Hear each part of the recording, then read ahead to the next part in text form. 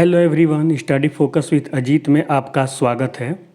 दोस्तों, द्विघात बहुपद के शून्यक निकालना तथा गुणांकों से उनके संबंध की सत्यता की जांच करना, ये प्रश्न बोर्ड एग्जाम में 4 से 6 नंबर के प्रश्न में पूछे जाते रहे हैं और ये इस बार भी आएगा। इसलिए आप इसे बहुत ध्यान से देखना और सीखना। अगर कोई डाउट आए तो कमेंट में हमसे ज़रूर पूछें। इस सीरीज की ये चौथी वीडियो है। अगर आपने पिछले वीडियो को नहीं देखा है तो आप इसे ज़रूर देख लें। मैं उसका लिंक डिस्क्रिप्शंस में दे दूंगा। तो चलो दोस्तों, स्टार्ट करते हैं आज के क्वेश्चन के साथ। तो हमारा क्वेश्चन है दोस्तों, जैसा कि आप स्क्रीन पर देख पा रहे होंगे, निम्न द्विघात बहुपदों के शून्यक ज्ञात कीजिए और शून्यकों तथा गुणांकों के बीच के संबंध की सत्यता की जांच कीजिए। दोस्तों, हमने क्वेश्चन नंबर 4 तक सॉल्व कर चुका है। आज हम उसके आगे का क्वेश्चन सॉल्व करेंगे, जो कि हमारा है क्वेश्चन t² - 15। तो हमें क्या करना है, हमें इसके शून्यक निकालने हैं तथा उनके गुणांकों के बीच जो संबंध है उसकी सत्यता की जांच करनी है दोस्तों। तो निकालते हैं, जैसा कि हम आपको बताए हैं। सबसे पहले हम क्या करते हैं, हम देखते हैं शून्यक के लिए और इसको 0 करते हैं। इस इक्वेशन को सॉल्व करते हैं। तो करते हैं स्टार्ट। हम सबसे पहले लिखेंगे शून्यक के लिए।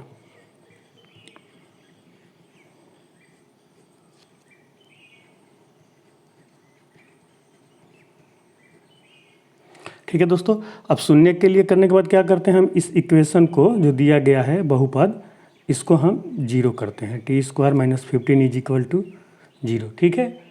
अब देखो, अब हमारे पास ये t² है और t का कोफिशिएंट कुछ है नहीं और ये कांस्टेंट पद है। तो डायरेक्ट हम इसको सॉल्व करते हैं। अब क्या करेंगे दोस्तों, इस समीकरण में -15 जो बराबर है उसके LHS में है, तो उसके RHS में जब ये जाएगा तो इसका साइन बदल जाएगा। तो ये माइनस है तो उधर प्लस हो जाएगा। तो हम इसको ऐसे लिखते हैं, t² = 15। ठीक है। अब बताओ, क्या हम इसको ऐसे कर सकते हैं? t जब लिखेंगे तो ये प्लस माइनस √15 हो जाएगा। ठीक है।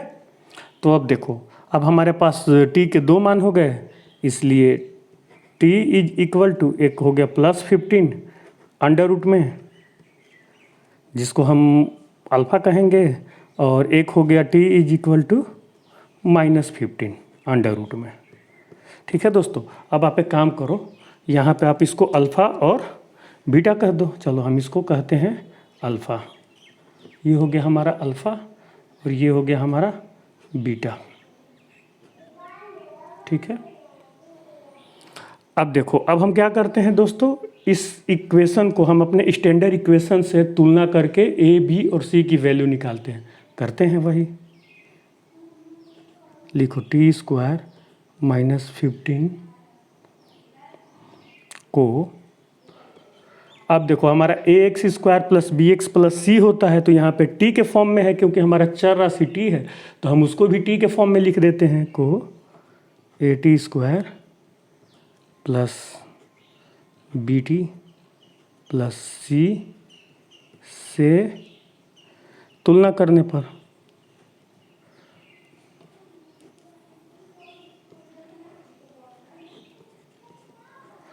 ठीक है दोस्तों।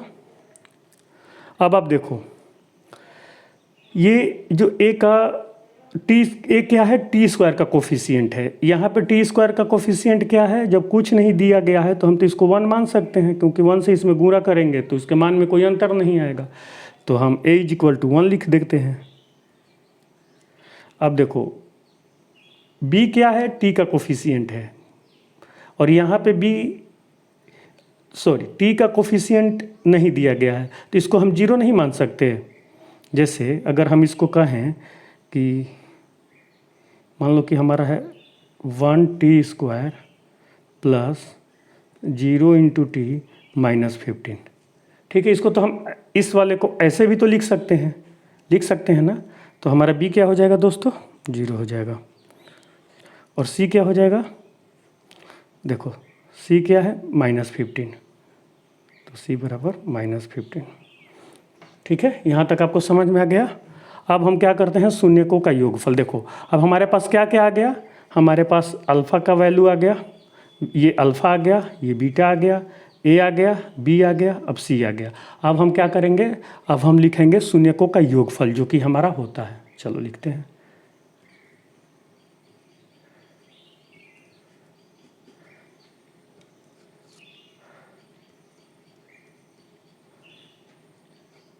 शून्यकों का योगफल क्या होता है, देखो यही होता है ना, alpha plus beta is equal to minus B बटे ए। ठीक है, अब अल्फ़ा प्लस बीटा की वैल्यू क्या है, देखो यहाँ पे अल्फ़ा की वैल्यू है √15, ठीक है, और बीटा की वैल्यू क्या है माइनस, प्लस लिख के अंदर ब्रैकेट में लिख दो माइनस √15, एक स्टेप आगे हो जाएगा, कोई दिक्कत नहीं है, माइनस लिख दिया। ये बी क्या है 0 है, ए की वैल्यू क्या है 1 है। अब देखो तो क्या इसको हम लोग ऐसे कर सकते हैं, √15 ये प्लस इंटू माइनस, माइनस होता है ना, माइनस √15 इज इक्वल टू 0/1। तो ये √15 में से √15 घटाएंगे तो ये तो 0 हो जाएगा। तो 0 इज इक्वल टू 0 में किसी भी संख्या से भाग देंगे तो वो 0 हो जाएगा। तो 0 इज इक्वल टू 0, हमने योगफल निकाल लिया। अब हम क्या निकालेंगे, शून्यकों का गुणनफल निकालते हैं।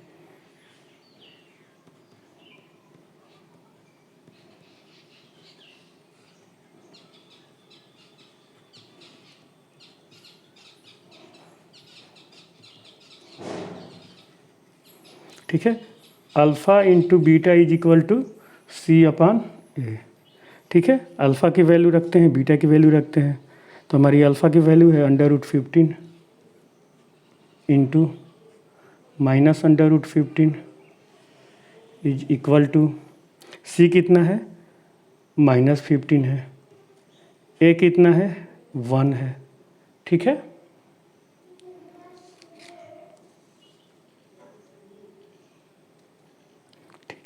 अब देखो ये प्लस है ये माइनस है, तो प्लस इंटू माइनस माइनस हो जाएगा। ये √15 इंटू √15 तो ये तो 15 हो जाएगा। और देखो -15 में 1 से भाग दोगे तो ये भी -15 आ जाएगा। तो हमारा ये कंडीशन भी सही है। तो ये हमारा सॉल्व हो चुका है दोस्तों। अब हम देखते हैं नेक्स्ट क्वेश्चन को।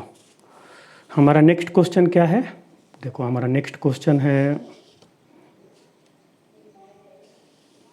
3x² - x - 4। ठीक है, अब हम उसको हल करते हैं।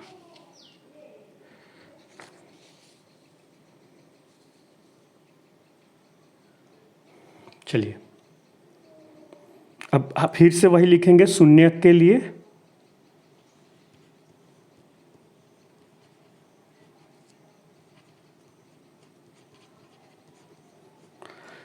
इस बहुपद को 0 करेंगे, 3x² - x - 4 is equal to 0।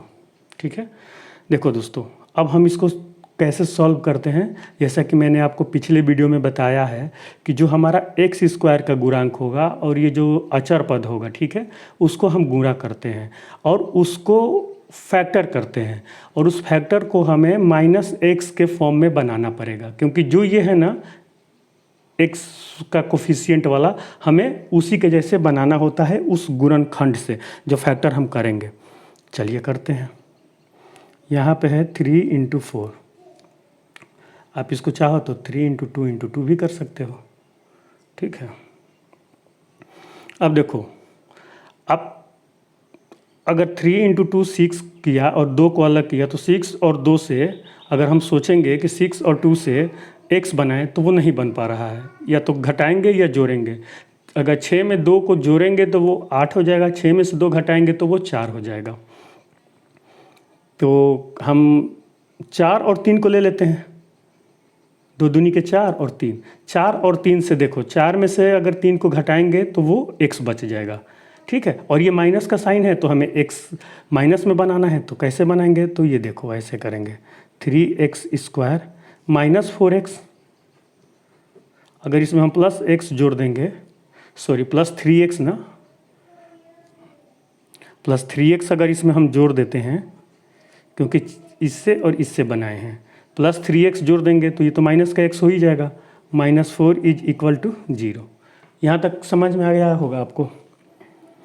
अगर नहीं आ रहा है तो आप मुझसे कमेंट में पूछें, मैं आप उसका आंसर दे दूंगा कमेंट में, या फिर से अगर ज़रूरत पड़ी समझाने को तो फिर से समझा दूंगा। ठीक है, चलो अब इसको हम इक्वेशन को हल करते हैं।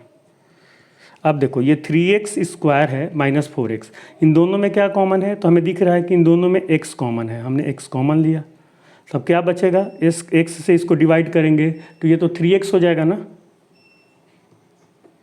माइनस इससे 4x को डिवाइड करेंगे तो x कट जाएगा तो ये 4 बचेगा। और देखो हमारा क्या है, 3x - 4 है ही, तो इसमें से 1 कॉमन ले लेते हैं, तो ये क्या बचेगा, 3x - 4 इज इक्वल टू 0। ठीक है, अब देखो, अब 3x - 4 दोनों में कॉमन है, तो अब हम 3x - 4 कॉमन ले लेंगे। 3x - 4 कॉमन लिया तो हमारा क्या बचेगा, इससे इसमें भाग देंगे तो ये x बचेगा, प्लस इससे ये कट जाएगा, इसमें 1 बचेगा, तो ये हो जाएगा 0। अब देखो दोस्तों, जैसा कि हमने बताया है, यदि दो पद हैं और दोनों का गुणांक 0 हो रहा है, तो इसमें कंडीशन यही हो सकता है ना, या तो ये 0 हो, या ये 0 हो, या दोनों 0 हो। तो हम उसी कंडीशन को लेते हैं और लिखते हैं, यदि 3x - 4 इज इक्वल टू 0 है, तब इसको हल करो आप। ये -4 LHS में है तो ये RHS में जाएगा, तो ये +4 हो जाएगा, तो 3x इज इक्वल टू 4 हो जाएगा। ठीक है, तो या x इज इक्वल टू कितना हो जाएगा, ये 3 गुणा में है तो इधर भाग में हो जाएगा, 4/3 हो जाएगा ना, तो हम इसको अल्फ़ा मान लेते हैं, ये हमारा अल्फ़ा हो गया। ठीक है, अब दूसरा भी देखते हैं, कंडीशन क्या है हमारा दूसरा, यदि x + 1 इज इक्वल टू 0 है, तो देखो ये +1 LHS में है, तो +1 को जब हम RHS में करेंगे तो ये तो -1 हो जाएगा, तो कर देते हैं, x इज इक्वल टू -1 हो गया, x की वैल्यू आ गई। ठीक है, इसको बीटा मान लेते हैं। ठीक है, तो अब देखो हमें अल्फ़ा और बीटा निकालना था, जो कि हमने निकाल लिया। अब इसके गुणांकों की संबंध की सत्यता की जांच करनी है, तब हम क्या करेंगे, इसको जो हमारा स्टैंडर्ड इक्वेशन है उससे तुलना करके a, b और c की वैल्यू निकालेंगे। ठीक है, निकालते हैं, लिखो इस इक्वेशन को, लिखो 3x स्क्वायर -x - 4 की तुलना, हमारा क्या होता है, ax² + bx + c से करने पर। ठीक है, अब आप बताओ इसका क्या होगा, a, b और c की वैल्यू देखो, a की वैल्यू जो x² का गुणांक है तो a बराबर 3 हो गया, b जो x का गुणांक है तो -1 है, देखो यहाँ पे -1 है, कुछ नहीं लिखा है x के साथ, तो हम इसको 1 × x लिख सकते हैं इसलिए, और c इज इक्वल टू -4 है, जो कि हमारा अचर पद है। तो अब हम लिखेंगे शून्यकों का योगफल, और उसका जो फार्मूला होता है वो लिखेंगे, शून्यकों का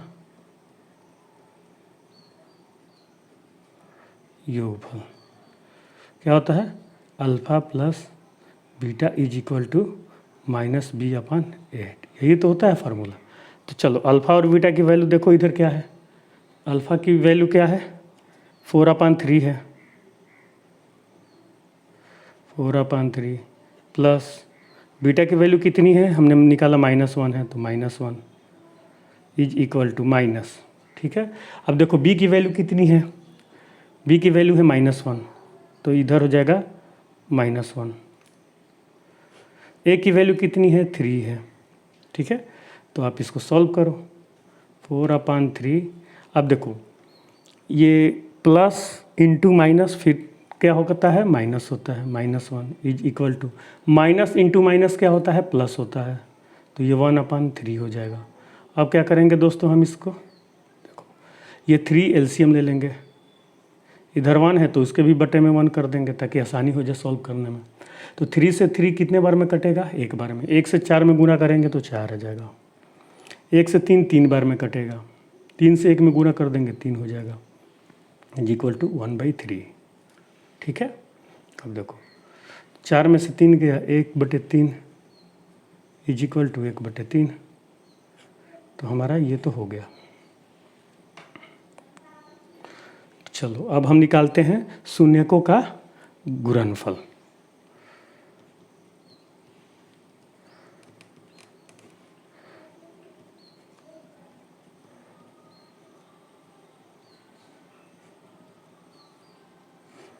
ठीक है, अब देखो शून्यकों का गुणनफल कैसे निकालते हैं।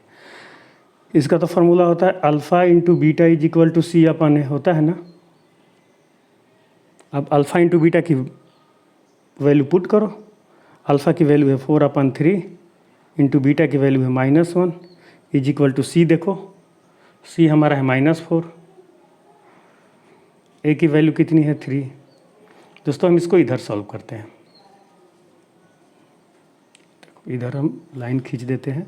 ये 4/3 इंटू -1 तो प्लस इंटू माइनस माइनस हो गया, -4/3 हो जाएगा। 1 से गुणा करो तो उतना ही आता है, इज इक्वल टू -4/3। तो देखो ये भी हमारा सॉल्व हो गया, तो ये भी सही है। दोस्तों इस प्रकार हम देखते हैं कि ये सही है। तो दोस्तों होप ये आपको समझ में आई होगी वीडियो, और हम यहीं पे रोकते हैं इस वीडियो को। आगे का प्रश्न अगले वीडियो में हल करेंगे। हमारा ये शून्य निकालना तथा उनकी सत्यता की जांच करना हमने कंप्लीट कर लिया, इसलिए आप इसको अच्छे से प्रैक्टिस करो। कोई डाउट है तो हमसे पूछो। तो दोस्तों यहीं पे रुकते हैं आज। यदि हमारा वीडियो आपको अच्छा लगे तो इसे लाइक करें। अभी तक आपने चैनल को सब्सक्राइब नहीं किया है तो चैनल को सब्सक्राइब करें तथा अपने दोस्तों के साथ शेयर करना ना भूलें। Thank you for watching the video. मिलते हैं अगले वीडियो में।